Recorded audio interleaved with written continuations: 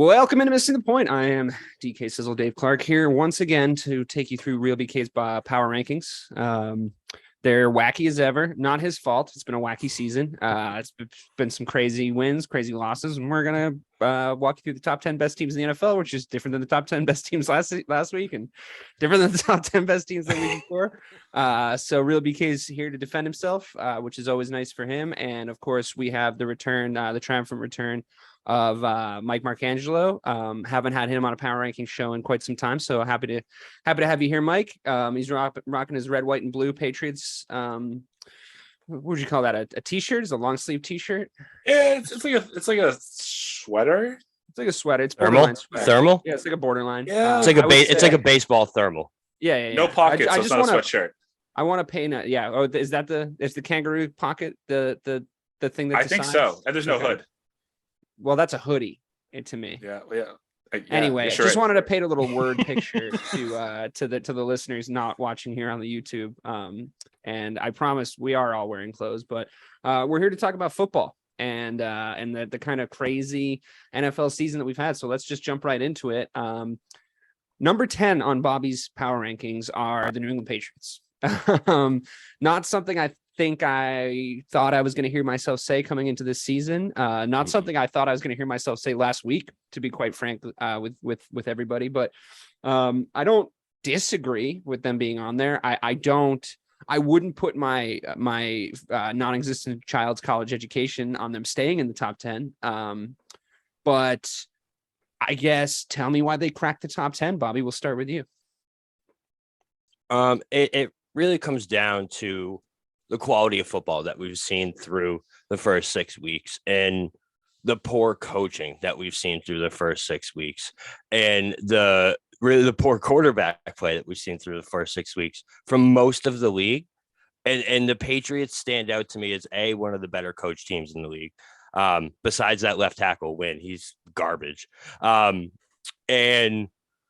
the quarterback, man, I don't know. You guys probably remember during the draft, I was high on Bailey Zappi coming into the season. I didn't actually think he'd start. I never thought that would happen. But I just enjoy watching this team play football right now. The offense is funner than it was. The front seven's pretty legit. They could use some linebacking help. But compared to the teams below them on the list, man, it's just when you watch them, you know what you're getting. It's a consistent style of football, which is something that you don't see in the NFL. So that's why they cracked the top 10. It's mainly because I love Bailey Zappi too. It's zapperific. As ever, I deplore the lack of strength of schedule factored into these top 10 power rankings. I think playing the Cleveland Browns and the Detroit Lions to me does not a great team make, but I do agree with you that Zappi's been playing really well. Mike, let me ask you the question that I think is probably the most talked about question in New England right now. Who is, in your mind, if everyone's healthy, the number one QB in New England? I mean, I think that it has to be Mac Jones. So I think what we're seeing now is what we saw from the Cowboys and Kellen Moore. Right? Once Dak went down, it looks like they called a better game. It looks like they made this offense easier and more digestible for Bailey Zappi. I thought that his performance in Cleveland was good, but it's against Cleveland. And I listen, I'm basically wearing a Patriots fucking billboard right now. And I'm here to tell you that I don't think they belong in the top 10. Thank you for putting them there, but I just think it's a matter. I appreciate it, but yeah, I mean, if you look at the teams that they're ahead of right now, right? So it's just a matter of like a principle of not having teams that play that bad of football right now on this list. Because listen, the Bucs definitely could be on this list. The Packers definitely could be on this list. The Ravens could be on the list. The Rams, the Dolphins, like all these teams. But week in and week out, something weird is going on in all those cities across America. I don't know what it is. Well, we know what it is in Miami. But for the rest of them, it's just it's the Rams offense is horrible. They have no running game, and Cam Akers and his coach are having a drama fit every week. You have the Ravens who just can't hold on to a fourth quarter lead for the life of them.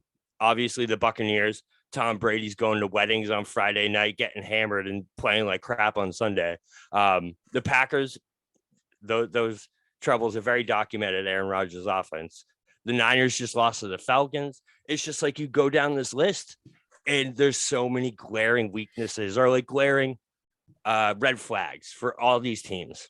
And the Patriots just have that one green flag. The Patriots made the top 10 because everybody else sucks. Yeah, right. That's a factual statement. Yes. I would just advocate that so do they. And it's just, it's the Lions, it's the Browns.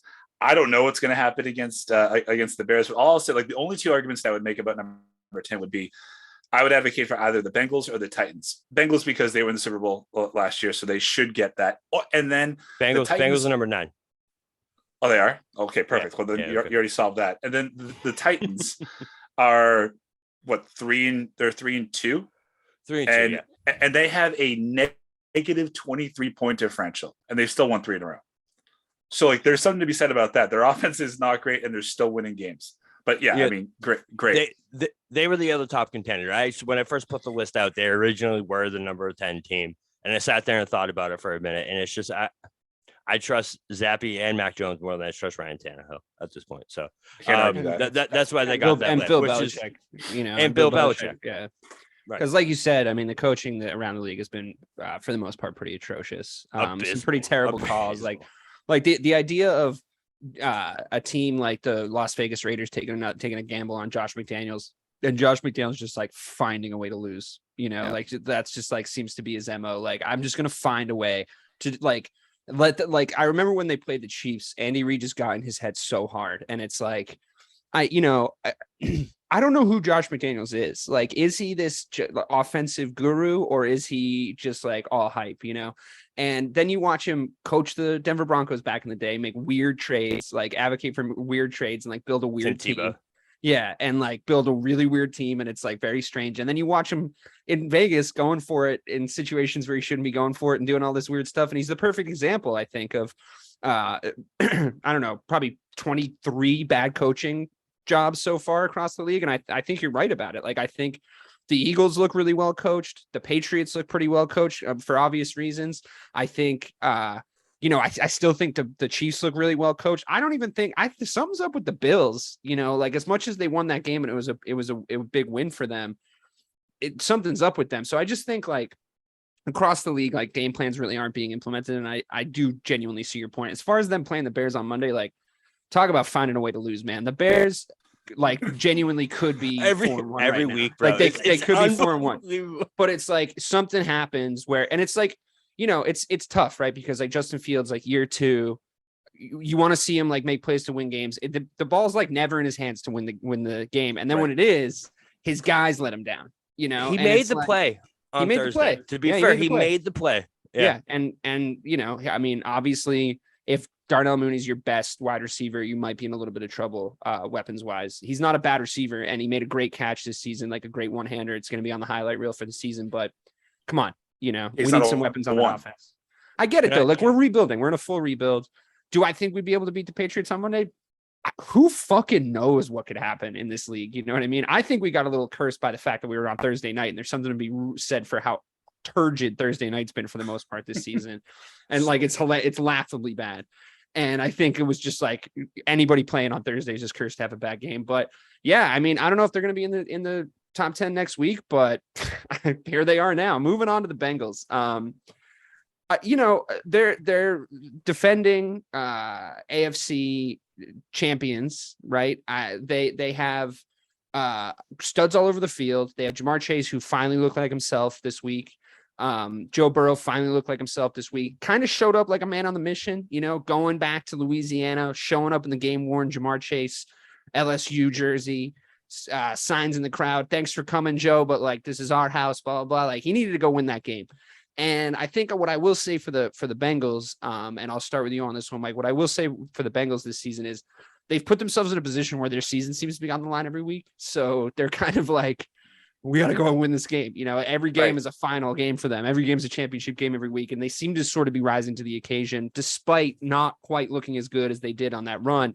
Would you agree with that? Do you think that the Bengals are going to stay in this top 10 for the foreseeable?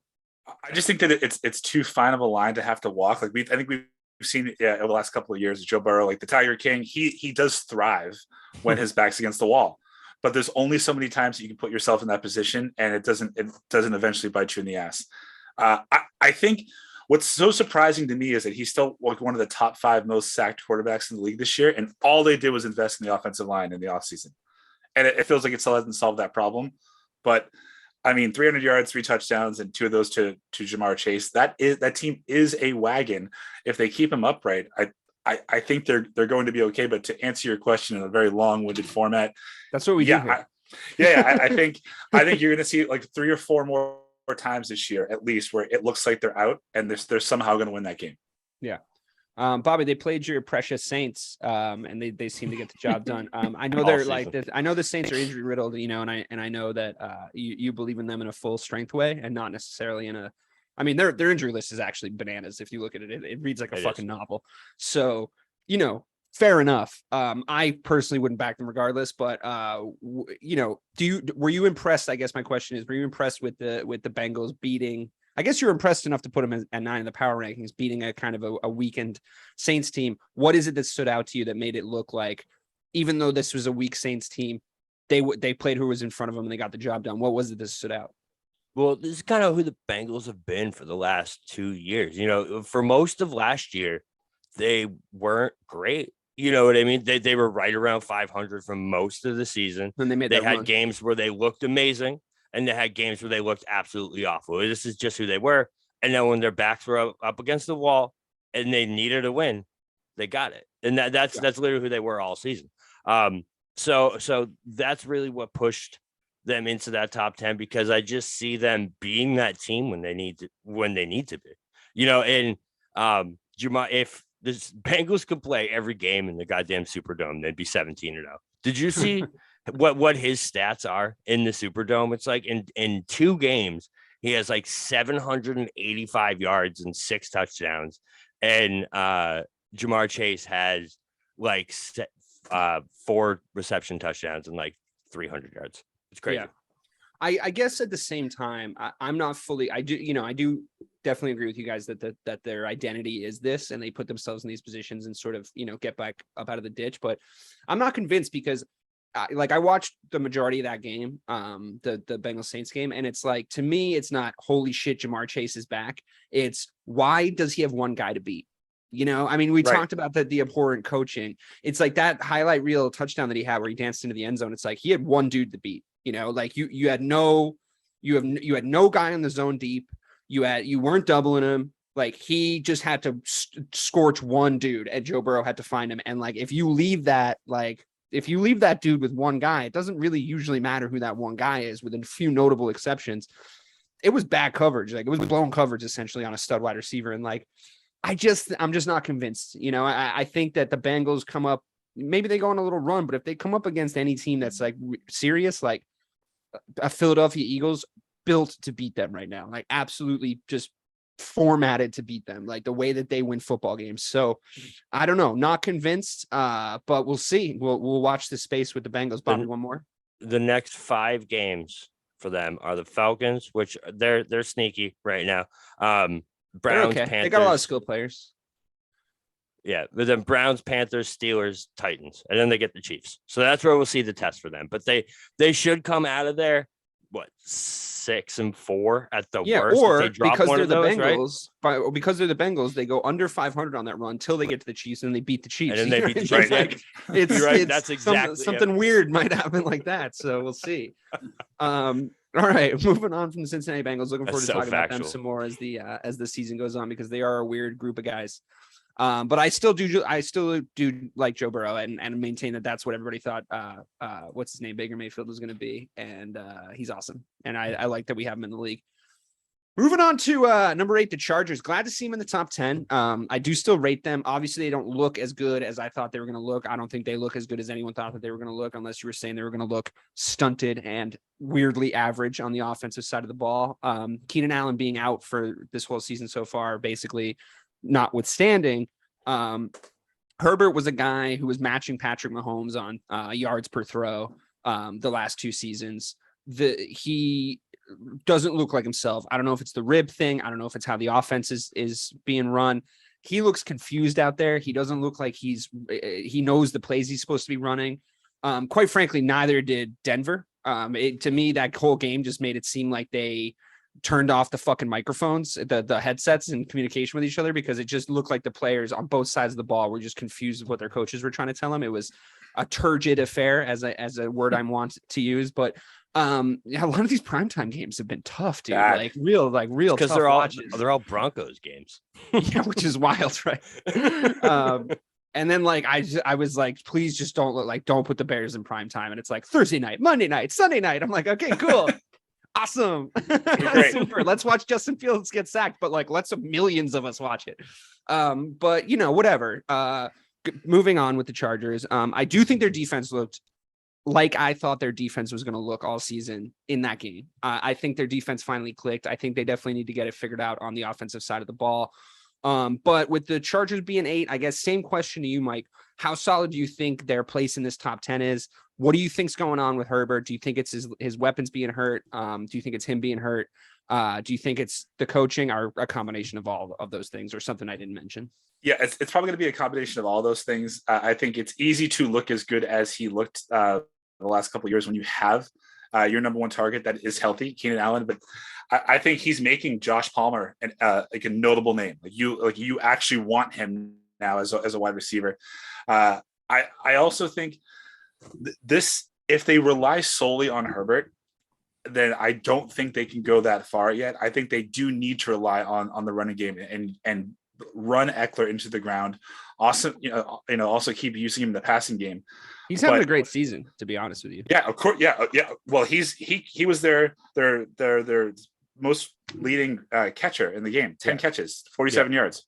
I mean, so he's a dual threat. What I will say is I think that Denver is terrible. I think that this Russell is cooked. I think this is more of who wanted to lose this game more than who wanted to win. But the thing, their defense should be better than it has been so far. And I think that it is interesting that you saw J.C. Jackson get benched in the second half. Like that, he's not a shutdown corner. He's not a number one.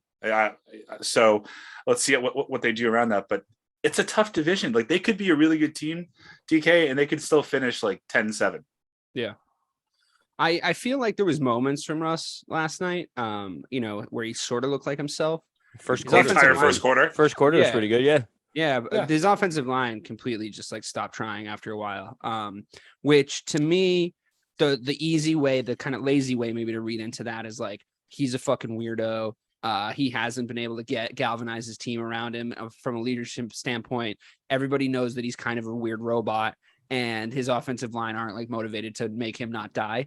But I mean, or maybe they just aren't great, or maybe he's just not releasing the ball quick enough, he was definitely guilty of a couple of times last night. Decision making towards from the first quarter to the fourth quarter looks like two different brains inhabiting the same body.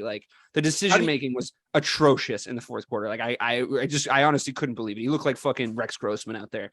And I just think, and yeah, the pocket was breaking down and stuff, but it's come on, that's Russell Wilson. That's what he does. That's him fucking doing a little skip to my Lou when the fucking pocket breaks down is when he's at his most dangerous. So yes, in the first quarter, he looked like that. In the fourth quarter, he really didn't. So were they banging him up? For sure. But Jesus Christ, man, make some better choices. DK, he went 10 of 10 in the first quarter and then 3 of 18 in the second half in overtime. Yeah, that's terrible. That's fucking terrible. That's really genuinely the opposite of how you want your quarterback to play. Josh Allen had a tough first half against the Chiefs. They made some adjustments, and then he down the stretch, his efficiency goes way up, and that's really the timeline order that you want your quarterbacks perform. I mean, obviously you want him to play great the whole game, but if you're gonna pick, Bobby, what do the Chargers look like to you? Do they look like a team that are? I mean, I feel like they're teetering, right? They're either gonna click, and Keenan Allen's gonna come back and he's gonna go on a little streak. That defense is gonna play a little bit more like they did last night across the rest of the season, and they're gonna look like the Chargers we thought they were gonna look like: young, hungry, athletic, fast, and winning games. Or they're gonna slide, and I think we're gonna see it over the next couple of games. And I fear it's slide because of what I've seen that coaching staff do and the decisions they've been making. But which way do you see them going? Yeah, that's exactly where I was going to point to it. Is the Chargers can literally go two different ways, and they could become a top 5 team in the NFL within the next month and a half, or we could be talking about them, battling it out for second place in that division. I think there is a planet where they contend with the Chiefs for the top spot in that division, but they have to fix things soon. And Braden Staley needs to stop getting out of the way, man. He's another one of these coaches that this season, the decisions that are being made are just not like they've never been made before in the history of football, and it's for a reason. Like these analytical, like, oh, you're tied at 20. It's worth it to go for the touchdown on 4th down at the end of the 4th quarter when you're tied and can just take the lead and make the other team drive the length of the field. You know what I mean? So it's mind-blowing to me that there's been a lot of that this year, man. A lot of like, why are they going for 2 right now? Like the math doesn't add up. Why are they going for 2? Like a lot of that, not just with the Chargers. I'm talking across the whole NFL. Like a lot of those moments where you're like, just kick the fucking extra point, or like just kick the field goal, or just punt it. It's fine. Don't worry about it. I mean, we even talked about Harbaugh making these decisions. Like there's something been mixed into the, he's the main commissioner. He's the number one culprit for me. He has like a 30% success rate. So the rest of the NFL is like, you know what? Let's do that. Let's do that. Like what? Right? What? I feel like someone at some sort of off-season coaches meeting did like a TED talk about advanced analytics when it comes to like certain situations in the game. Stupid. And they talked them all into these like really weird situations, be like, go for it on 4th and 3 in your half. And it's just like, wait, what are we doing? The percentages say. What does the goddamn football game say? Yeah. What is the game? Like, right. I mean, to me, it's just like there actually isn't that fine of a line between being aggressive and being smart. It's like, or being dumb, I should say. It's like you're not being aggressive right now. You're being stupid. Like you're not putting your team in a position to win the game. And also the way that football works and the kind of rock, paper, scissors aspect of it is whenever you decide to do that, you're telling the other side of the ball on your team that you don't trust them to get their job done. Mm-hmm. And I think that to me is the thing that always stands out from a coaching perspective. Like if you are forced to kick a field goal in a situation to go up 3 points in 4th quarter with less than 6 minutes to go, right? You're giving the ball back to the team with ample time you're probably giving it back to them 2 or 3 times at that point, right? With 6 minutes to go, depending on how your offensive drives go. Say you only get 3 points, 6 minutes to go. You kick that field goal and you turn around to the defense and you say, I trust you guys to keep them to 3 or less. That's why I just kicked the field goal. If you go for it, you don't have to say anything to them. You're sending them the message of like, I really think we needed a touchdown because I don't think you guys can fucking stop them. And honestly, if in a game that's 13-13, that's a stupid way to treat your defense, because as much as your offense might have sucked, your defense has held them to 13 points. So trust that the game isn't a high scoring game. Trust that, even if it's 2020, like, trust the game isn't a high scoring game. Trust that your defense can make the stop, and encourage them to go out there and do their jobs. I mean, it's a no brainer to me. And it's, it harkens back to the reason why the Patriots are on the board. It does. So to bring it back to the Chargers though, let's just say that, there's a question internally when your star wide receiver who's hurt tweets at the end of a game, WTF are we doing? Because they went for it on 4th and 2 instead of punting the pin deep. Twitter, like nobody gets to have a Twitter. Agreed. But he since has deleted the tweet, but it was out there.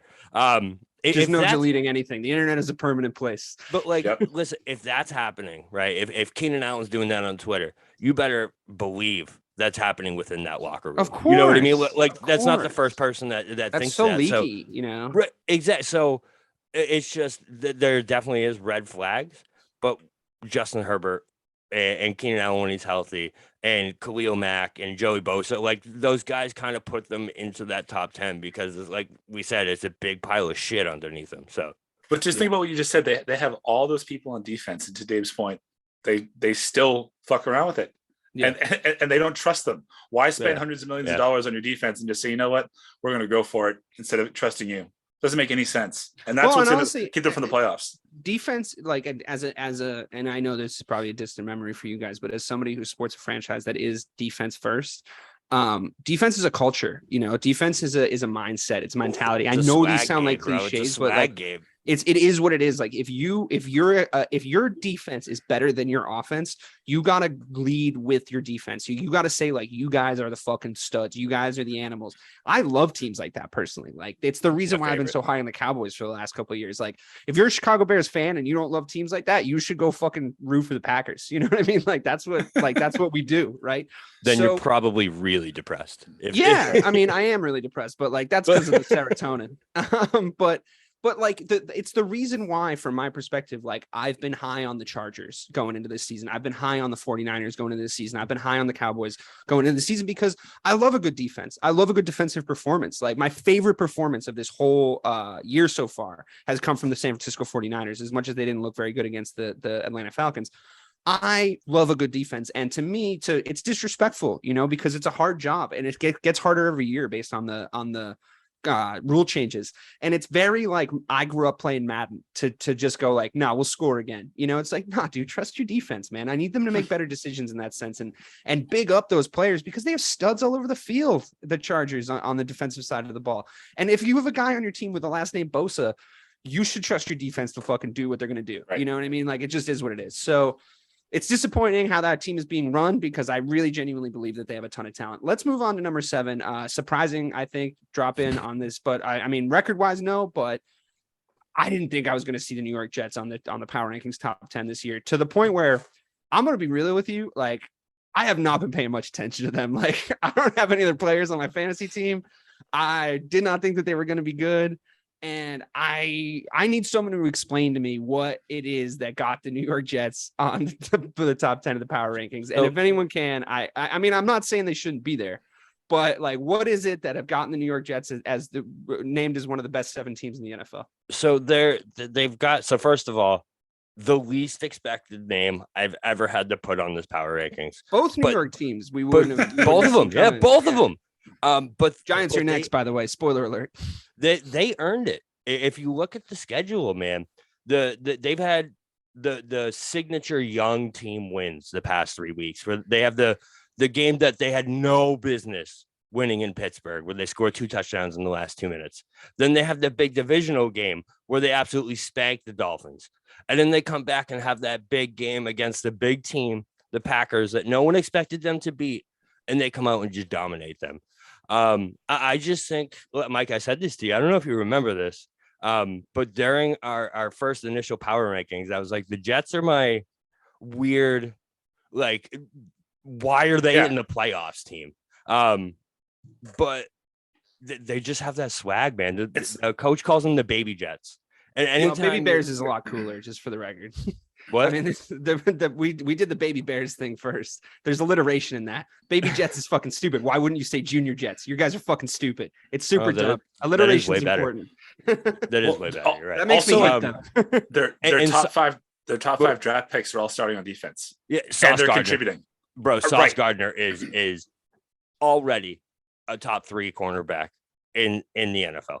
He is locked down, shut down from day one. That dude is legit. I don't know. I just love they're a fun team to watch, at least on defense, because they just have that swag, exactly like you said. Like, defense is a culture, and when you have a team that has that kind of defense, it exhibits this kind of swag that just comes off of them, where you're just like, bro, I love this team. Like Sauce Gardner putting on the cheese head as he's walking off, like people were giving a shit for. I love that shit. Yeah. Like, that gets me so fired up, bro, that he was like, yeah, let's go. He said Green Bay felt like home to them. Like, it wasn't even a road game for them. Like, that shit, bro, that shit runs through your locker room. And that's the type of stuff that gets you those weird playoff teams that you never expected.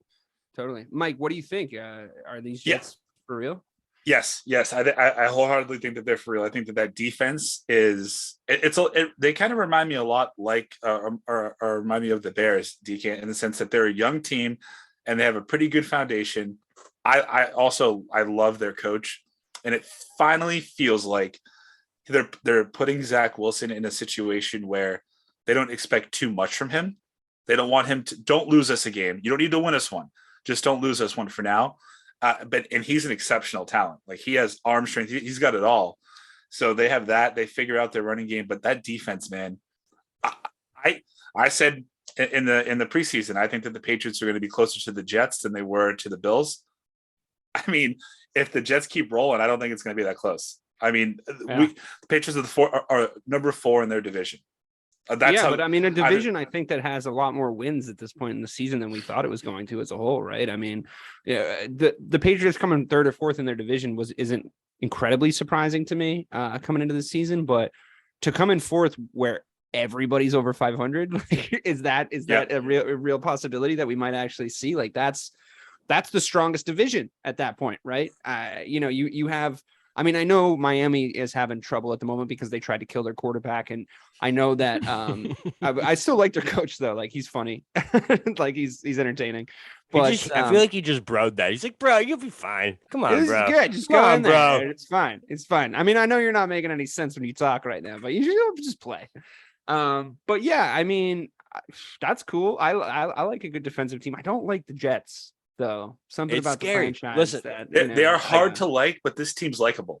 Yeah, if that makes sense. It's one of those where, like, listen, I had no faith that they were going to beat the Packers, and it was one of those where, like, if they do this will bring them to the point where they can be a believable good team. But because can we talk about the to go into though, like, I mean, that has to play some sort of a but it's part still going into Lambeau as a young football team and coming out of there with a win, regardless of what they're playing like. Like, it's still but I mean, Lambeau. this is an iteration of the Packers that looks like it can lose at Lambeau to a team like the Jets. You know what I mean? They like, I'm not taking anything away from the Jets. I'm really not. Like, they win and they earn their win, and the Packers have looked a little trick or treat this season, but both good or bad. I mean, Aaron Rodgers coming out after the game and being like, simpler, needs to be simpler, and then Matt LaFleur being like, I don't know what the fuck that means. It's like, guys, honestly, whatever dysfunction you have, I mean, I obviously revel in it. Love it. The only thing I like better than a Bears win is a Packers loss, but your dysfunction, at least keep it behind closed doors. Like, at least don't come out in the press. And obviously, Aaron Rodgers has gone weird. I mean, he's not Kanye weird. He hasn't become like a full blown anti-Semite, but he's gone fucking weird. He's a weird dude. He's doing fucking. I don't know. He's definitely different. He's definitely since he did the ayahuasca, his whole persona is a little different. And the whole like his family doesn't speak to him thing. Like, I mean, his family might be assholes, but like, why do I know about that? Who's his publicist? It's fucking weird, and he looks like he's about to ask me to like sign up for something outside the fucking grocery store. Also, it's like, dude, it's not a good look. So, and also he doesn't seem like he cares that they're losing. He doesn't care. And he might care. He doesn't seem like he cares. And I feel like that, that trickles down to the guy that doesn't get to talk to Aaron Rodgers on the roster. You know what I mean? Like, that guy that might need to come up and make a big play. He's like, well, Aaron Rodgers doesn't give a fuck if we win or lose. So like, why do I give a fuck if we win or lose? Like, it's not a good attitude for him in the press conferences. Again, I love it, but I'd like to see the Jets beat a team that isn't obviously dysfunctional, to start to say like, they're the real deal. That's just me. Aaron Rodgers, remember, I'm talking about Aaron Rodgers, has the most passes behind the line of scrimmage so far in the NFL this year. That's so absurd for Aaron Rodgers of all people. Well, it's because to be leading that step. When he says their offense looks weird as fuck.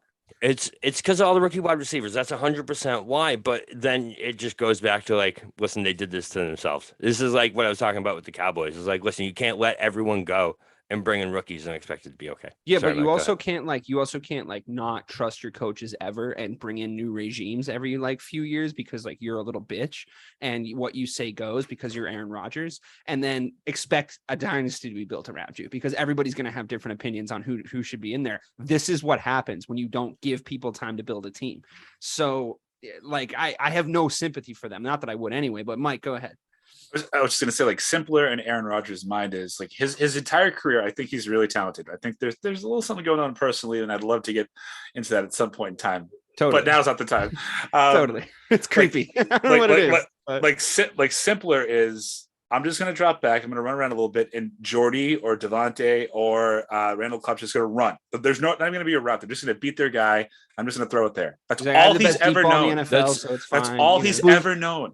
That's fact, because I don't know if you remember like the Jordy days, all them. What he used to do is they do the rollout and then one of their wide receivers would cut over to the sideline, and that was like their number one play. Like he was so good at that throw on the sideline. It was a really hard throw.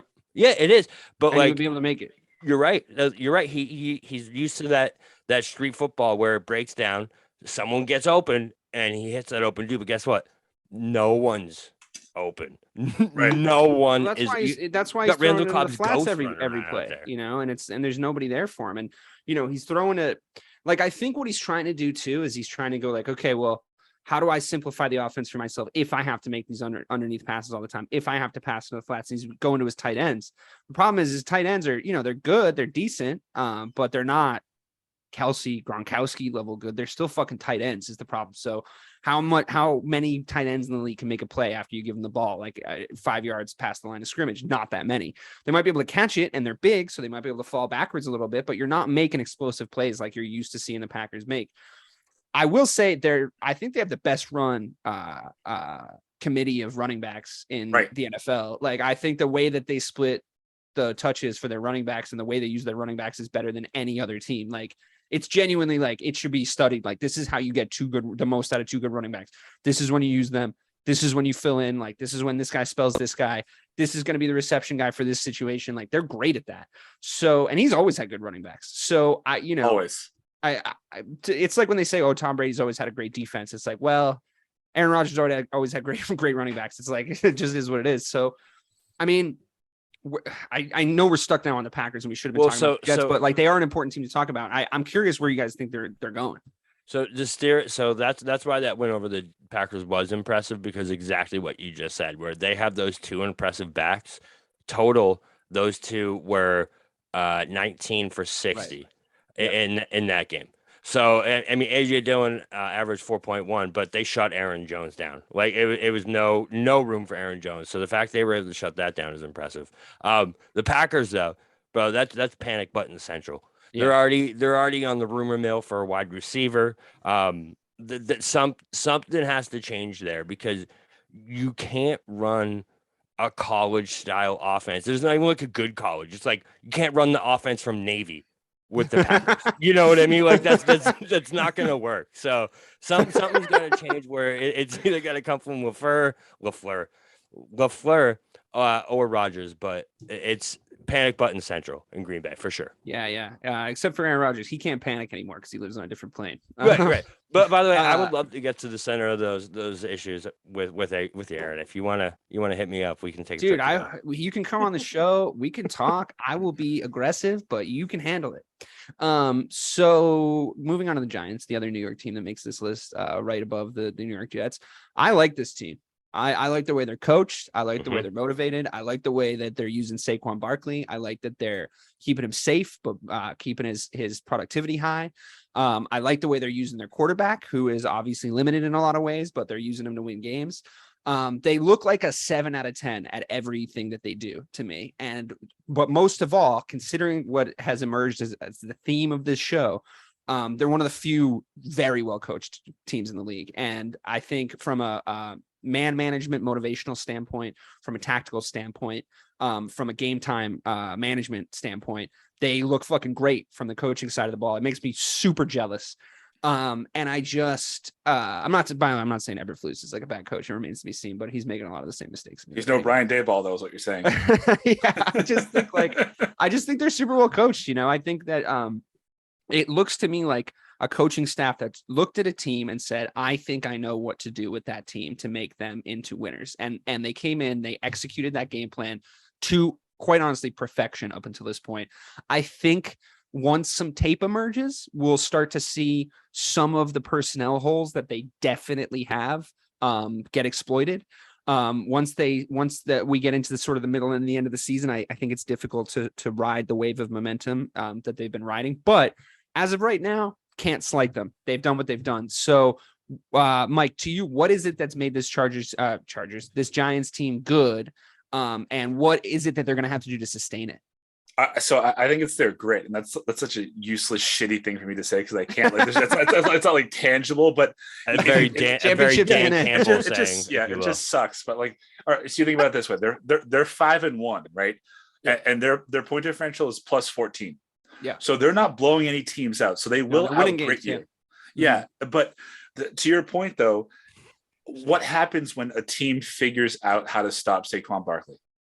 Because then do you trust Daniel Jones and his wide receiving core, which isn't great, to win you a game? I don't know. I just feel like, again, another useless platitude. But I think this entire team, like they just all actually believe in each other, so that they're making up for it. They're overcompensating. You sound so much like a Dan Campbell press conference right now. Yeah, we really just got to put our best foot forward. This is my TED talk on how to lose fucking listeners on a podcast. But like in reality, I think we're gonna figure out when they come up against a team that shuts Saquon out. If Daniel Jones shits his pants like he has in the last 2 years, then we know that he's probably not going to be on the Giants next year. But I just think week 6, I would have never guessed that the Giants were going to be 6-0. I don't think anybody was going to be ever. Honest with you. But I do see your point. I think that, much like we were talking about with the Packers just now, there's always going to be a game where a team figures out how to stop the run. There just always is. If you rely on the run to set up your passing, you can survive that. If you rely on the run to spell your quarterback or to confuse defenses, you can survive that. If you rely on the run to win you games, and I think I've been saying this on this podcast, and I think you have too, Mike, for a long time. If you rely on the run to win you games, that is going to blow up in your fucking face. And right. I think that is definitely true of the Giants. Listen, I don't blame them. If I had Saquon Barkley, you know what they used to say about Jim Brown? I mean, this was a different version of the NFL, obviously, but they used to say about Jim Brown, if you have the biggest cannon, you got to fire it. If you got Saquon Barkley, you fucking use Saquon Barkley. But I absolutely agree with you that they are going to find themselves, especially they're now a playoff team. They're on track to be a playoff team. If they get into the playoffs, they're going to find themselves in a situation where Saquon Barkley cannot win the game for them. And then you have to ask Daniel Jones to do it. And then they're all going home. Or just a game against Philly. Like that's gonna be the first. Like you can't keep up with them. Right. The thing is with them is like that's almost like their strategy. Like even if someone does stop Saquon, I don't see anyone taking a 2-3 touchdown lead against this team into the fourth. And that's all Dabo wants to do is stay in these games because he knows when it comes down to that fourth quarter, he can beat anyone. He can out strategize anyone in one quarter. You know what I mean? Anyone can win anyone in 15 minutes of football. But having that extend to the whole 4 quarters is different. But to look ahead at what their schedule is, right?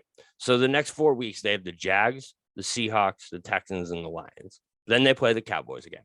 But those 4 games, they should easily win 3 out of 4 of those games. So, all right, even if they go 2-2, that's they fine. Haven't easily They're won any still games. 7-3. They haven't right. easily won anything, like right. to up until this point. Like that, like Mike said, they've toughed out a few games. Like they've managed games well. Like I was talking about at the start, but like they're not blowing anybody out. Like they're not like the Eagles. They've beaten the Packers and the Ravens. I guess those teams are pretty flawed so far, and they beat the Titans week 1. But still, I mean? those are pretty decent teams. But far. I mean, they're not nowhere. And I'm not taking this away from the Giants. This is part of what I like about them. Like. What they're doing and what we're seeing as an example from them, if you take your exact perfect examples, the Packers, the Ravens, teams with full of talent can still lose if you give gifts to the other team. If you hand them ways to beat you, that will be possible. The Giants don't do that. I love that about them. Like they say if you're going to beat us, you better beat us. You got to come beat us fair and square. Fucking Kingsbury rules. Like one-on-one, we got to do this. We're not going to hand you any gifts. We're not going to rack up 17 penalties. We're not going to cough up a bunch of stupid turnovers like certain teams in Chicago like to do at the last 2 minutes of games. That we're not going to give you any gifts. So we'll beat the flawed teams. Now there are teams out there with innumerable talent on their roster that aren't doing that either. You know what I mean? Like they're going to come up against the Cowboys team that don't beat themselves. They had to get beat by the Philadelphia Eagles, like it's, and sorry to spoil this, but we'll come on to talk about that. But I just think I've seen it time and time again in the NFL. Like you can manage your way to a few wins, but talent is what gets you deep in the playoffs. Like studs is what gets you deep in the playoffs. And they got Saquon, but what does he look like with some miles on his legs, going into week 19 or whatever it's going to be for them. So we'll see. I mean, I appreciate your faith in them and I know why you like them. They're very likable. I'm not trying to poke holes in them. I do see Mike's point. Question for is this the most impressive first year coaching job you've ever seen, ever. I think it's up there. I can't think of another one where he took a team that was with no talent and excelled to this point. You know Not what I that mean? I can remember. I mean, I'd love to see. Off the He's top of my coach head, of I the can't year remember. at this point, right? Yeah, He's sure. coach of the No, year. totally. I maybe in recent memory, I wouldn't say it definitively without like Googling Bill Parcells' his first season as head coach, or I think it's still the other Harbaugh with the 49ers. I mean, he took that team out of the abyss and then brought them to, I think, 3 straight NFC title games and 1 Super Bowl with Alex Smith and Colin Kaepernick. Yeah. Kaepernick was a fucking stud when he first came in, though. Yeah. That 2012 year, I mean, he was, but Alex Smith was the starter. They were 7-3 when he took over. That Packers playoff game. Whew. All right. Well, how about them Cowboys, Bobby? Number 5. Tough loss. I'm sorry that happened. I'll be honest with you. I didn't see the Cowboys winning that game. I don't think they're a bad team. But I think we're going to come up to and we talked about this a little bit, and this was sort of your point last time we talked about the Dallas Cowboys.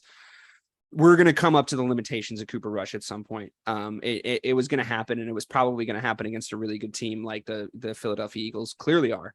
I mean, they're undefeated. As much as I wanted to talk shit about them at the start of the year, they're fucking undefeated, which means they're undeniable. So what takeaways did you get, Bobby, from your Cowboys team? What do you want to see when Dak obviously inevitably comes back now? I don't think that's a conversation anymore. If you're throwing 3 fucking dots to the team in a different color than you, it's not a great look, especially when you're trying to keep your job. So when Dak comes back, would you like to still see this to Kellen, as we've all come to affectionately refer to him? Would you like to see him keep this same simplistic offense that Cooper's been running, or do we go back to what they were doing before and try and let Dak figure it out? Or they're in a weird limbo here. I mean, it's another team that could push or slide depending on some key factors over the next few weeks. So when is Dak coming back, by the way? Is it next week? Next week. So he's coming back next week for sure. So obviously he's going to start. What kind of a Cowboys team? I guess. Yeah, well, sure. What kind of a Cowboys team do you want to see?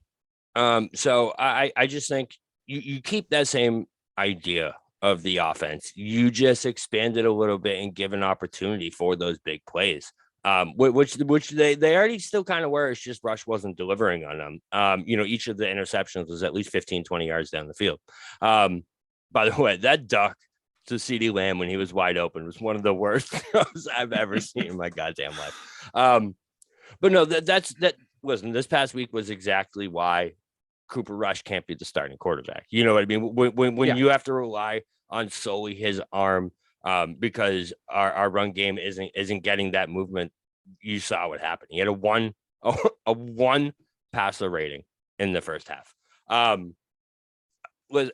just, with this team, they very easily are the second best team in the NFC.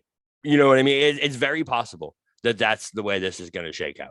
So I just can't see them, wasting this out. I can definitely see it. I don't want to see them waste this opportunity without expanding this offense for Dak. Because if you add an electric quarterback or an electric offense onto this team with that defense, and even if we're putting up 24 points a game, we're going to be a tough team to beat down the stretch. Tough team.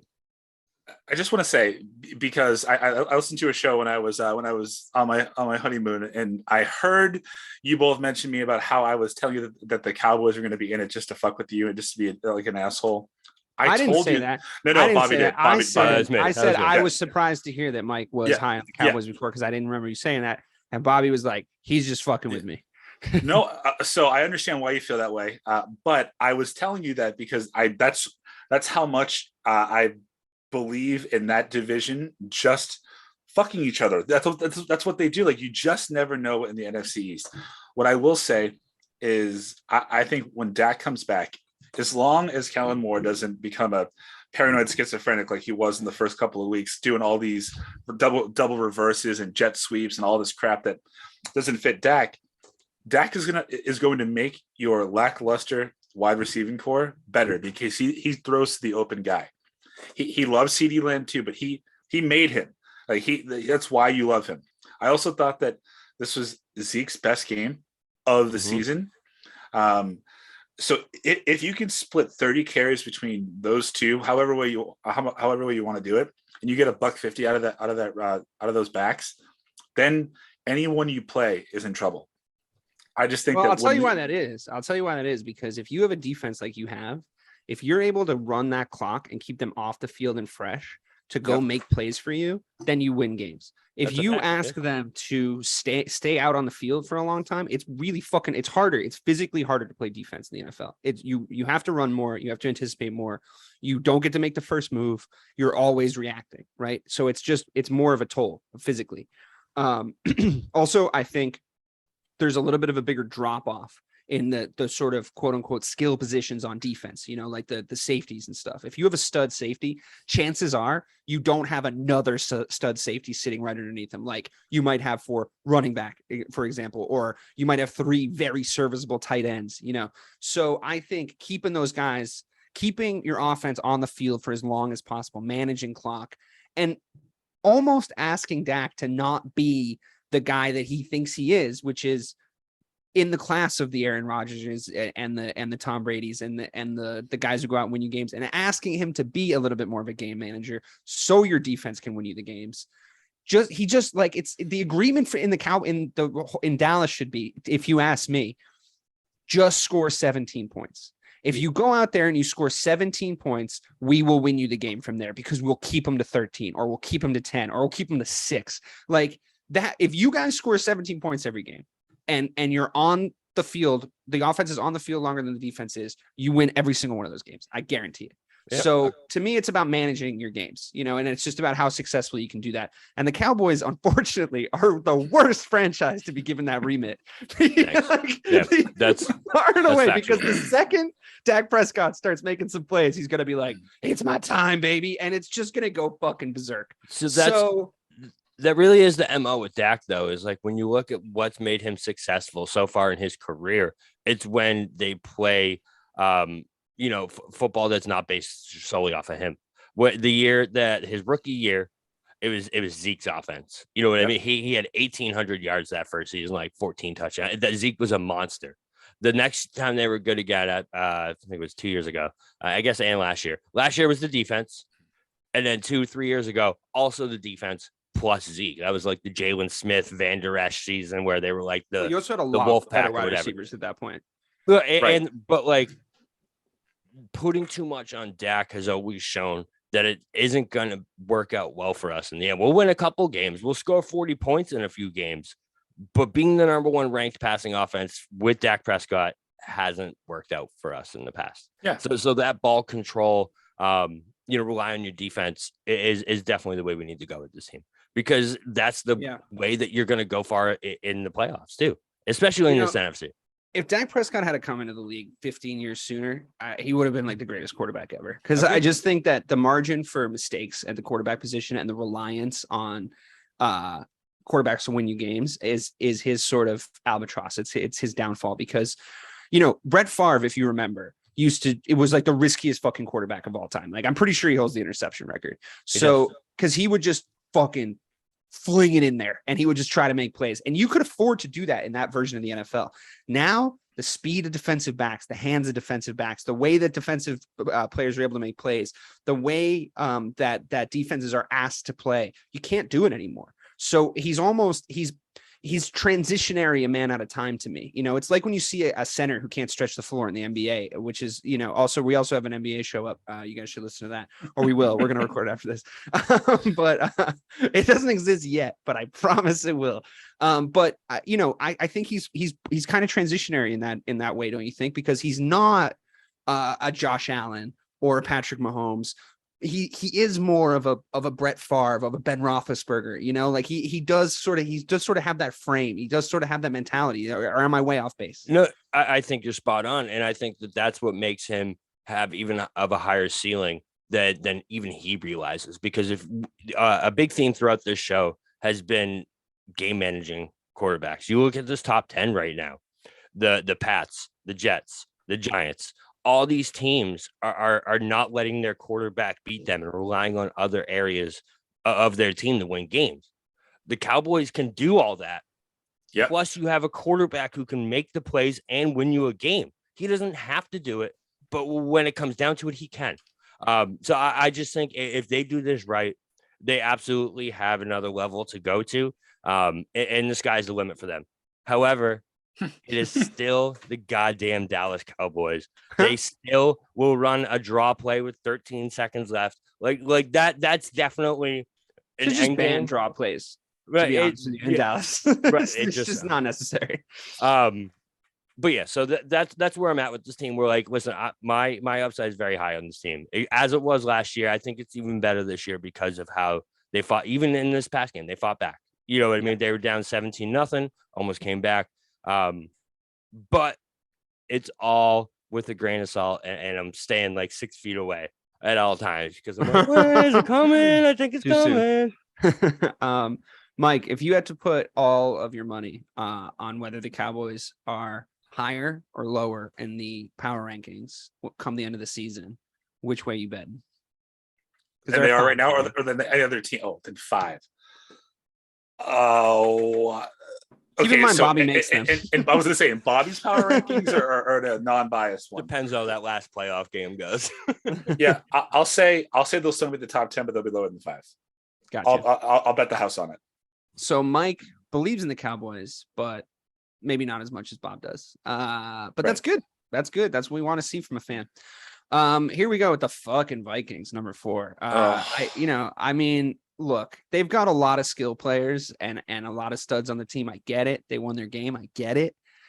I don't buy it. I don't buy it. Kirk Cousins, though. I just want to see it. I want to see him win in primetime. I want to see him win a fucking playoff game. He is the best practice guy, I bet, in the world. I bet he's the best quarterback in practice you've ever seen in your life. When it comes to actual big games, though, I just don't see it. I mean, 10 a.m. on a Sunday, Kirk Cousins, no fucking worries. But I don't know, man. You know, I don't know. So do you tell me, Bobby? Number 4, the Vikings. They're almost as good as the Kansas City Chiefs, according to you. So please explain it. No, they're not. Listen, they're one place away from them. No, there's a big separate. It's like the Heisman vote where it's like the top 3 they're on 1,000 points, and then like number 4 is a tight end from like Indiana. You know what I mean? That's where we're at here. But the Vikings, man, it's so I heard a great analysis of Kirk Cousins on another famous podcast everyone listens to, PMT. But he was talking about how this is the first stage of the Kirk Cousins evolution, where it's like Kirk Cousins win the game at 1 p.m. He looks amazing. The next one is like he's like beats the team like the Packers. It's like he's 18 for 20. 304 yards. It looks amazing. Jefferson has 170 yards. Yeah. Next week they beat a team on this list. Next week they beat the Bengals. You're like, 4 p.m. game. He was all right. Then you have that primetime Kirk game where you see it go all downhill again. And that's definitely the way it's going to work. I don't think the Vikings are going to be able to go to the Super Bowl. That's not like my projection for them. But if they get that Saturday 1 p.m. playoff game, you better believe they can win it. Sunday 8 p.m. playoff game, wouldn't be a bad bet for them to win their division either at this point. If the word playoff is in it, I don't bet Kirk Cousins is going to win it. Number 1. They're going to win that North, right? Do you think the Packers are coming back in the NFC North? Honestly, I think that I believe in the Vikings folding more than I believe in the Packers, overcoming the odds. If that makes any sense. This game, Kirk Cousins went like 15 of 30 for 170 yards, and 110 of them were to Justin Jefferson.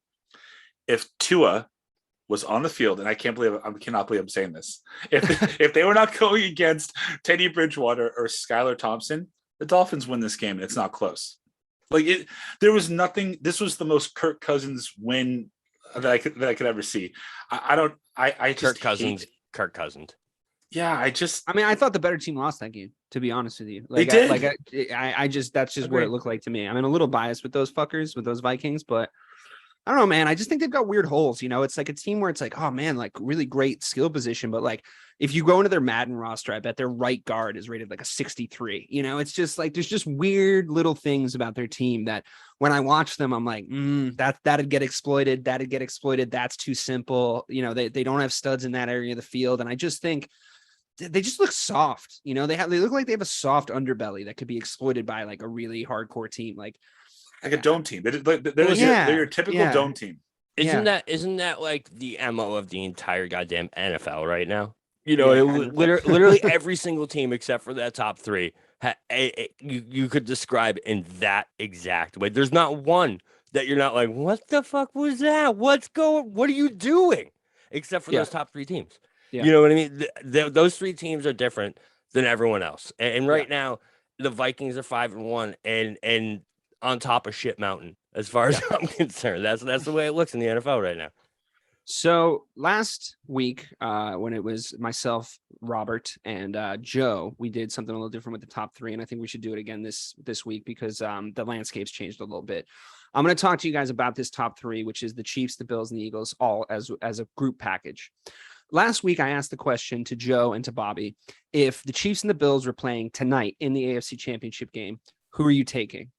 I'm going to ask that question again, knowing now that the Bills just beat the Chiefs in primetime.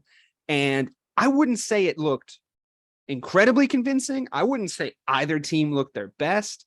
But, Bobby, do you amend your answer from last week now that you've seen what you've seen from a head-to-head matchup from those teams? And if they face each other in the AFC Championship game, who are you taking?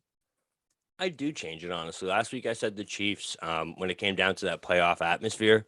But to me, last night in Arrowhead, for the Bills to come out and not even play their best football, like that's not the best game that we've seen the Bills play and look easily. I don't want to say easy, but they looked like the better football team from beginning to end. And it seemed like when they wanted to do or when they needed to do what they needed to do, they did it. You know what I mean? Like they were able to do, make that big play. They were able to get it to Diggs on that big third down. It just seemed like when the Bills are running their offense and their game, they are a better team than the Chiefs at this point. And honestly, I'm ready to say, I think Josh Allen might be better than Mahomes, man. Josh Allen is something because let's wait until he's got some silverware on his hand. Well, agreed. So career-wise, no. But if you ask me right now, one game to win, what quarterback am I taking? I think I'm taking Josh Allen, man, because of that rushing that he brings along with it. It's weird. It's not like you to be reactionary. He's never. But he's like Mike Allstott with an arm. That's how he runs the football, and it's so different than anything. He's a different iteration of quarterback, and I do agree with you there. I'm still taking Pat Mahomes personally, but we'll get to that. Mike, same question. You didn't get a chance to answer this last week, and I do think it is. And there's a follow-up question that brings in the number one team, but in a playoff situation, knowing what you know in their regular season head-to-head now, in a playoff situation, I know it's difficult to answer just reeling from like the primetime game that we all watched last night. In a playoff situation, Bills, Chiefs, who are you taking? Chiefs. I think this is still Mahomes' league until it isn't. He has to be dethroned. And I think I just think that these are the top two teams in the AFC for sure. But something weird happens with Buffalo in the playoffs. I don't know. I don't want to say that they're chokers, because I do think that they could play this game in Kansas City, Buffalo, freaking the Netherlands, and it wouldn't I don't think home field advantage matters to these people, because both home they're just used to playing on the road, and they're used to playing in front of like raucous crowds. The Bills have a better defense. I think they have a better number one wide receiver. Obviously, the tight end goes to KC, but Mahomes has he's never played an AFC title game not at Arrowhead. So that means he's always the best team in his conference. So I'm still going to take him. So if you were to line the Chiefs and Bills up against each other, 10 games, and play them right in a row every week, I'm pretty sure the Bills win 7 of those games. Because I think that's how much better they are. I think they win at least 7 of those games. And I also think that when it comes to that late game situation, right? You guys remember this. When the Chiefs used to be down 28-14, 35-21, need that late drive with 12 seconds left against the goddamn Bills, you knew they were going to score. You knew it. It was already written on paper. They were going to overtime. They were going down the field. They were going to do what they had to do. I don't feel that with this team, guys. I'm not hating on them. I just don't feel that assurance that I felt before. Like that knowing of they're gonna drive down the field because they're the goddamn Chiefs and that's what they do. It's not there anymore. Are you sure? Because they've kind of looked like that this season. They still have they like though? I mean, yeah. I mean, maybe not so much against the Bills, and I think the Bills played a really smart game against them. But like, yeah, even I still think they can score at will. Did you see Travis Kelce get like 9 touchdowns in one game? Like, they're still the fucking Chiefs, dude. Like, at the end of the day, I would love to see the stats. I don't have these in front of me, and I'm completely guessing, but I would love to see the stats on playoff matchups when two juggernauts go at each other in the regular season, because I'd be willing to bet that the playoff winner was the regular season loser a lot of the time. I think if you're seeing each other in the AFC Championship game and you're the Buffalo Bills, you've shown more of your hand to win the regular season game than the Chiefs have. I don't think Sean McDermott's a bad coach by any stretch of the imagination, but I think Andy Reid is a better one. I think that the running game for the Kansas City Chiefs is clearly better. I think that they have guys at their RB2 and RB3 positions that are better than Devin Singletary has been for a lot of this season, to be quite honest with you. And I don't think that the Bills can figure out how to even run the ball when Josh Allen isn't doing it. It's weird. It looks weird. They can't get it figured out. You can exploit that. I think that Pat Mahomes is still a big game player. So he's proven that he can win huge fucking games of football and Super Bowls. Josh Allen hasn't done that. I think if it's a playoff situation, like the way that the hypothetical is framed, I gotta take the Chiefs. Gotta take the Chiefs. But now red zone offense, Chiefs all day. Like, it's just, to me, it's blatant. Because the Bills just beat the Chiefs. Bills have home field now. Mike, you just said it. Chiefs have never played an AFC Championship game on the road with Mahomes. Do you think Mahomes can handle that Buffalo crowd? AFC Championship? Yes, Patrick Mahomes. Right, but we haven't seen it before. Yeah, but I did say that it doesn't matter if they play in Kansas City, Buffalo, or the Netherlands. I think that the teams are so talented. The one thing I will say in Buffalo's favor is the emergence of Gabe Davis. Now that they have an actual number 2 to complement Stephon Diggs, that makes their offense so much better than it already was. And I think, Bobby, I really don't think you believe in your heart of hearts that if these teams played 10 games in a row, that Kansas City would only win 3. This exact version, if you lined up these two rosters, I do. Yes. I do. If you're talking last year's Chiefs 2 years ago, no, I don't. This version, I do, really. Because, I mean, even in their wins, right? You look at the Chiefs. DK, you said this year they've been super impressive. In their wins, they have looked. No, I didn't say that they were super impressive. I said that they still at times look like they can score at will, because they do. But it's still different than it was last year. I just feel like when it comes, they're figuring some stuff out. You know, it's like to say that you're going to take a guy like Juju Smith-Schuster and slot him in where Tyreek Hill was and expect immediate results is just ridiculous. Like, they play completely different games. You have to learn to scheme for him. He has to learn to hook up with Mahomes. He's more of a deep threat than a playmaker. He will get involved. He will get better. Like, he's still provably, undeniably good on an undeniably good offense. They just need to figure out where to work him in. He becomes, by the end of the season, I guarantee it, he becomes the wide receiver 1 in Kansas City as far as targets goes, and he's pulling them down. So that matchup's coming. Like, that partnership's coming, right? Travis Kelce makes it 10,000 times easier for Juju Smith-Schuster to get there, right? To start that off. They've been double teaming both those guys. You know what I mean? Like, Mahomes used to be able to give it to Tyreek Hill when a play broke down underneath, and Tyreek Hill will go make a play. They can't do that anymore. Fine. I understand that limits their offense. It doesn't make them look as insane as it did last season, the year before, all that stuff. I get that. However, still Patrick Mahomes, still Travis Kelce, still Juju Smith-Schuster, Clyde Edwards-Helaire is having a great season. They've got 2 running backs underneath those 2 guys that are still good. I will not accept this Chiefs slander for one loss. I just will not. It's ridiculous. It's crazy. They're still the fucking Kansas City Chiefs. But they still listen. It's different than it was. I'm not saying they're bad. I still think that it's such a big gap between. I still think they have the best quarterback in the NFL. I think it's closer than we think. The one thing that I'll say before you talk about Philly that's absurd is I've mentioned this a couple of times because I wanted to talk about the point differential for the Bills. They're plus 95. Like the next absurd. The next closest team are the Eagles, and they're plus 56. The Bills have allowed 81 points on defense in 6 games. It's fucking maddening. Which is why I think the best version of them, this iteration is better than the best version of that Chiefs team. And I think what points to that is that loss against the Colts was the most abysmal loss I've seen from the Chiefs in the Pat Mahomes era. You know, that loss doesn't happen 2 years ago.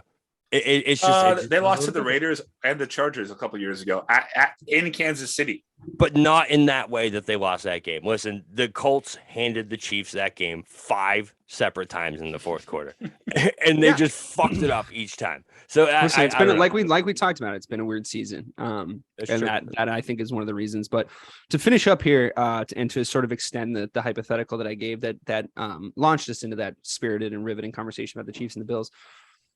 Thankfully, I mean, it really works for this. Each of you took a different team. Bobby, you're taking your Bills into the Super Bowl to play this iteration of the Philadelphia Eagles. Who are you taking? Who's winning? Who is the Super Bowl champ in this fun little hypothetical? I think it's the Bills. Specifically just because of what I just said, where I think the best version of them is still better than the best version of Philly in a championship type game with Jalen Hurts. With the unproven commodities at quarterback. But I gotta say, man, I'm so impressed with the Philadelphia Eagles and what they're doing on both sides of the ball. Besides the Bills, to me, I think, they look like the most talented football team in the NFL. I just think when it comes to Philly so far, they've just had the most impressive run. And I think that they have the easiest schedule from here on out. So Philly is such a complete football team. And unless something really goes bad or goes wrong in one of these games, listen, if that team's running the football, they are unstoppable. You cannot beat that team if they're running that option play. They made Micah Parsons freeze 10 times last night. I haven't seen that since he came into the NFL one time. And it's just crazy what that run offense does for this team. Sounds like you're taking Philly. No, but I'm taking Buffalo because of all the reasons I said over that before. Gotcha. And Josh Allen, the alligator points towards Josh Allen, 100%. All right, yeah, I can see that. Again, it's difficult for me to poke holes in anybody that is high on the Eagles. But I'll reserve my thoughts until I hear Mr. Marcangelo's opinion on if he takes his Chiefs into the Super Bowl and has to play the Philadelphia Eagles. Which division's coming home with the Lombardi Trophy? Yeah, I would still pick the Chiefs only because so far, it is such hypothetical, but that would be a track meet in the highest stake game, and I don't know that Jalen Hurts could compete or keep up with Pat Mahomes or Josh Allen. Just in that, I think that Philly is a complete team for sure. But and either scenario, like to your point, Mahomes, when it still feels like whenever he wants to, he's just 3 flicks of the wrist away from 21 points. Agreed. And I don't know if Jalen Hurts has that. Okay, so let me pose this hypothetical to you guys. Who do you think, regardless, we talked about the matchup between the Bills and the Chiefs, who do you think matches up better against the Eagles between those two teams? Because personally, I think it's definitely the Chiefs for the exact reason Mike just said, is it's going to become a sprint. Like those two teams are going to get into a sprint. And I have legitimately never seen the Chiefs, this Chiefs team lose a sprint. I've seen them managed out of a game. I've seen them nullified. I've never seen them fucking lose a sprint or a shootout of that kind of magnitude. The way the Bills beat them was they stifled them, frustrated them, made plays when they had to make plays. Like they looked good. Obviously it was a lot of talent on display, but you're going just absolute run for run with them. You're fucked. Bobby, do you agree? I think I don't know. The Chiefs have a really bad run defense. I think they're bottom third in run defense right now. So I don't think it matters. I think that they're going. I think that game's going to be like 50-44. That's okay. So you're right because they would just outscore them. So I think you're right there. I do think though, if you shut down that run in Philly and you put the game solely on Jalen Hurts, he's gonna make a mistake. You just need to capitalize off it, and that's been his MO his whole career. So I think that's the recipe to beat them. And I think the Bills can do that. But I also agree, if it's a shootout, the Chiefs aren't losing that game. For that reason, and this is just a gut feeling thing, that the Eagles have like that 15 plus win regular season crap out in the playoffs vibe to me, like just for that exact reason. And I hate to say it because honestly, they are fun to watch. Like they're really genuinely adding to the product in a big way this season. And I think, and they've beat a lot of teams I don't like, and they've won games that in very impressive ways. And I think long may it continue. But I think, I know it's been late in the season that this hasn't happened yet, and we thought it was going to happen already. But I do think there's going to be an evening out again. There's going to be a little bit of a kind of a settling of the boat, and we're going to be reminded that the best quarterbacks in the NFL are the ones that are going to win these championships. And as much as Jalen Hurts is very talented and really impressive, he's not Pat Mahomes, and he's not Pat Mahomes in a playoff situation or a Super Bowl situation. So. Also, to your point, like as far or as much parity as we think that there is in the NFL right now, like the names that you're used to hearing, like the Aaron Rodgers or the Tennessee Titans, the Tom Brady's, they're just 3-3. Yeah. They have not fallen back that far, that they're just waiting for one of these up and coming teams to make a mistake, and then they'll capitalize on it. And they'll be there at the end. Yeah. Let's be real. The Packers and the Bucks are one win away from being right back in this top 10. If an impressive win comes, they could even jump into that top 5. So like they're not far behind on this list. I don't see that happening for the Bucks. I don't either. I don't see it happening with either something's of those up down teams there. right now. I don't know what it is, but something's up down there. There's a fucking Hello, magazine right at the counter of the grocery store type shit going on down there that I think he's regretting the mentality. I think he's regretting not coming back. I think he's regretting coming back to Tampa personally. But go ahead, Mike. He tried to go to Miami. I mean, he tried. Yeah, he tried to leave. He did everything in his power. Imagine that team with whatever. Oh my God. He's like, I still want to live in Florida though. I need a minute. Look, it's weird. He's a weird dude. There's some weird stuff obviously going on in his life. I don't really care to comment on his personal life, but it obviously is seeping into his play. Cheeks. Yeah, I mean, his cheeks. Right. it's seeping out of his cheeks. The whole time. Seeping out of his cheeks. I think that. I always try to be big on the Steelers because my wife's a Steelers fan. It's been difficult this season. I think they're super flawed. I think they have a great coach though, and I think on the theme of coaching around the NFL, I think he's really trying his best to keep that ship together with spit and fucking chewing gum. But to lose to that Steelers team, if you're going to be the Tampa Bay Buccaneers team that you're supposed to be, to lose like that and sort of just that offensive since they played the Cowboys, like it's just been like. Tom Brady can't fucking score in the red zone. What is happening right now? Like this is so red zone that game either. That's exactly what I'm saying. Yeah, that's exactly what I'm saying. It's like Tom Brady can't get it done. Like his killer instinct isn't putting these fucking games away. These are games that Tom Brady wins.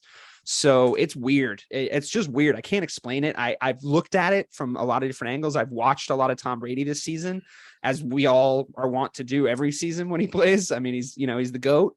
I can't put my finger on what it is. Right. Or what's Everything wrong with looks right, but something's wrong. Something's fucking wrong. I don't know what it is, man.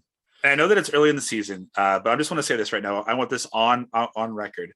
I'm not a Pittsburgh Steelers fan. I mean, we know. It should scare the shit out of you if you're a fan of any team in the AFC. If they finish with a bad record and have a top 10 draft pick, because what that place does with skill position players is absurd. I know, it's crazy. So if you give him a top 10 pick, like they're going to be like the best team in the AFC for the next 10 years. I'm not going to celebrate this for too long. See Mitch? Is that the, not that we are, is that the most surprising win you've seen the last couple of years? The Steelers beating the Bucks yesterday. That's a really bad team beating Tom Brady. Well, I mean, but that always happens to Tom Brady. Without Minka Fitzpatrick didn't even play. Yeah, but matter. I mean, I think you underrate. I do think you, as much as they're not great, and I agree with you, I still think that like there's a chance that Mike Tomlin keeps his I never finish under 500 record this season. Like I think that there's a world where he can get that figured out. Like Mike said, I mean, I don't want to keep doing this like defend the Steelers thing because it's like getting old as a bit, but like they do still, like he said, produce great skill players. It's always like, oh, and here's Bombadoo Mamba Bamboo, and he's like the 7th round pick out of fucking Mizzou, and he's unbelievable. Like it is what happens there. Like it just is. Like they still do have Najee Harris. Like they still do have Mitch fucking. No, I'm just kidding. Listen, Mitch Sounds Volume 2 is fully in swing. I'm really happy for him. He's obviously had a tough season / career / life. So, I think that sums up our NFL show. A lot of weird stuff going on. The themes sort of seem to remain the same every week when we do our power ranking show here on Missing the Point. But it's been fun. It's been a lot of fun. I look forward to Sunday more than I have in probably a long time. Watching Red Zone and cracking a fat tire is one of the few joys I have left in this ever dwindling existence. So thank you all for listening. For Mike Marcangelo and Real BK Bob Kelly, for our producer extraordinaire Craig D'Alessandro. Thank you so much for listening to Missing the Point, and we'll see you next week.